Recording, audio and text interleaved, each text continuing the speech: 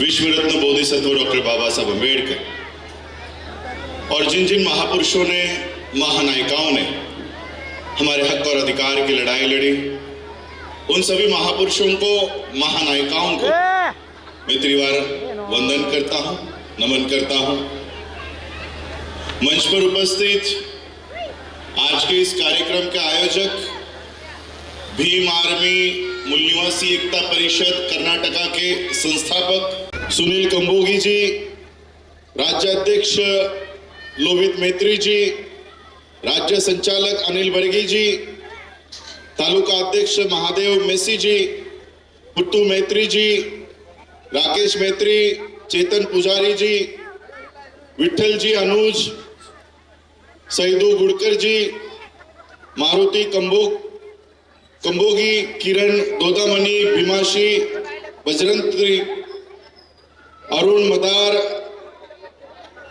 रवि बेलागली, सईदू बजंत्री, यमनप्पा मांग, गणपति हिरालकी और मंच पर उपस्थित सभी मान्यवर और यहाँ पर उपस्थित सभी मेरे भाइयों को, बहनों को, माताओं को राज रत्न अम्बेडकर का जय भीम। आप सभी लोगों को हिंदी समझ में आएगा क्योंकि मुझे कन्नड़ नहीं आता। या तो मैं हिंदी में बात कर सकता हूं या तो मराठी में बात कर सकता हूं। और हिंदी अच्छे दिन आएंगे, समझ जाते हो। अगर अच्छे दिन आएंगे, इतना समझ जाते हो तो मेरी हिंदी भी समझ जाओगे। आज हम लोग यहाँ पर भीमा कोरेगांव का शौर्य दिन मनाने के लिए यहाँ पर उपस्थित है।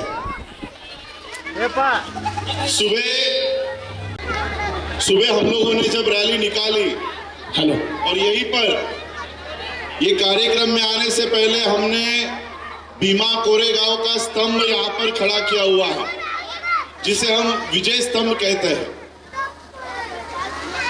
बहुत सारे यहाँ पर छोटे बच्चे बैठे हुए हैं। उन लोगों को शायद भीमा कोरेगांव की लड़ाई या भीमा कोरेगांव का इतिहास पता ना हो, इसलिए इन बच्चों को यह बताना चाहता हूं। ये जो विजय स्तंभ यहाँ पर रखा हुआ है, ये खो गया था, गुम हो गया था। अब आप लोग सोचोगे इतना बड़ा विजय स्तंभ, ये तो कोई सुई नहीं है कि खो जाए, गुम हो जाए, लेकिन ये खो गया था। सिर्फ विजय स्तंभ नहीं खोया था, हम अपनी पहचान खो गए थे।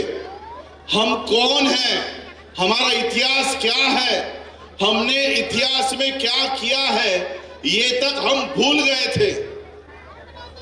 डॉक्टर बाबा साहब अम्बेडकर जी ने ये विजय स्तंभ खोज निकाला, इसे ढूंढ निकाला और हम लोगों को बताया कि जाकर भीमा कोरेगांव में देखो, वहां पर एक विजय स्तंभ है।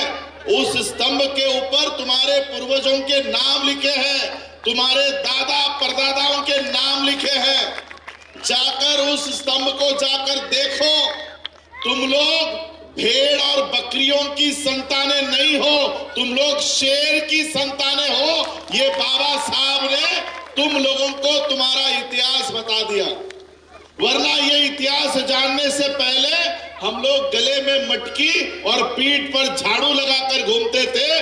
बाबा साहब ने हमको अपनी पहचान बताई कि हम लोग मटकी और झाड़ू वाले लोग नहीं, यहाँ पर 28,000 पेशवाओं को काटने वाले हम वो शूर महावीर लोगों के संतान हैं। बहुत सारे बच्चों को पता नहीं होगा कि ये लड़ाई क्या है। 1 जनवरी को हम भीमा कोरेगांव में क्यों जाते हैं, इस स्तंभ को नतमस्तक क्यों होते हैं।